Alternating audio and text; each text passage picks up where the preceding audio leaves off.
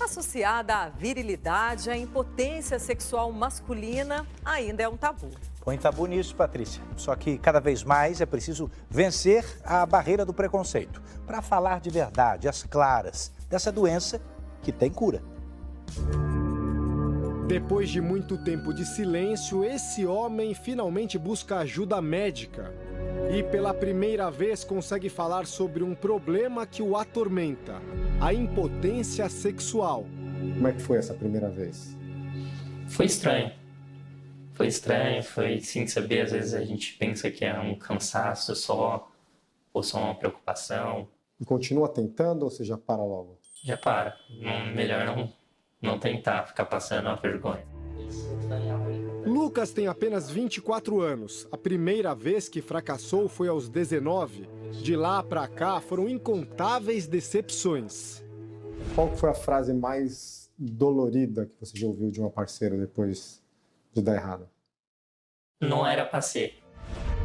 Mas o que exatamente transforma um momento de prazer na cama em pesadelo para o homem e, consequentemente, para o casal?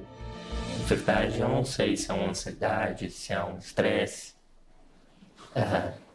Não sei dizer.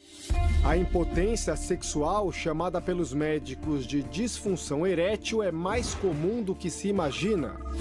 15% dos homens adultos do mundo vão ser afetados por esse problema em algum momento. No Brasil, a estimativa é de 25 milhões com algum grau de impotência. Um sistema hidráulico ele precisa ter fluxo. O assunto ainda é tabu e quase ninguém admite. Não falhar é um mito, tá? Não é realidade. Você pega, por exemplo, um corredor de alto nível, de alta performance. Ele não corre igual todos os dias. Ele não alcança limites todos os dias. Da mesma forma, a relação sexual. Quanto tempo demora, em média, para o paciente vir até o senhor, se abrir e pedir ajuda? Geralmente, a gente pega o paciente que já tem mais ou menos uns 4 anos de história. A impotência sexual acontece por problemas físicos ou mentais, ou ainda a combinação dos dois.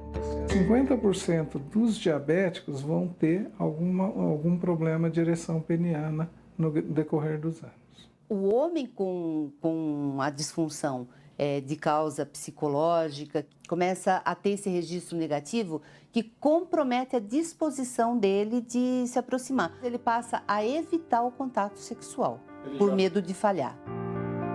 O problema pode acontecer em qualquer momento da vida, mas a maior frequência é depois dos 40. Pacientes com depressão, pacientes com ansiedade, pacientes com problemas sérios de relacionamento, eles tendem a ter uma disfunção sexual, uma disfunção de ereção, uma disfunção de ejaculação. Nos consultórios, cada vez mais, os jovens aparecem pedindo ajuda para esse tipo de problema. Não tem disfunção erétil, ele não tem alteração da potência, mas ele toma um remédio para aumentar, para ter uma performance melhor. E isso acontece, melhora a ereção da que ele já tem.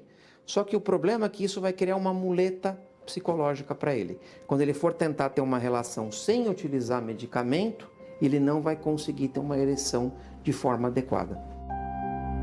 E você aí em casa, sinceridade, falhou na cama nos últimos tempos? Calma, respira, tranquilo. Os especialistas dizem que fracassar na hora do sexo de vez em quando, 1, 2, 3 vezes, não significa impotência. Eles só consideram que existe disfunção erétil quando o homem não tem ereção em pelo menos 75% das tentativas num período de 6 meses. E ainda assim, uma boa notícia: para quase todos os casos, existe solução. A solução, ela sempre existe. Se você partir para o degrau final do tratamento, que é uma prótese, o paciente vai ter rigidez peniana. Só que aí é um procedimento cirúrgico, onde você já passou por algumas fases onde o paciente não respondeu.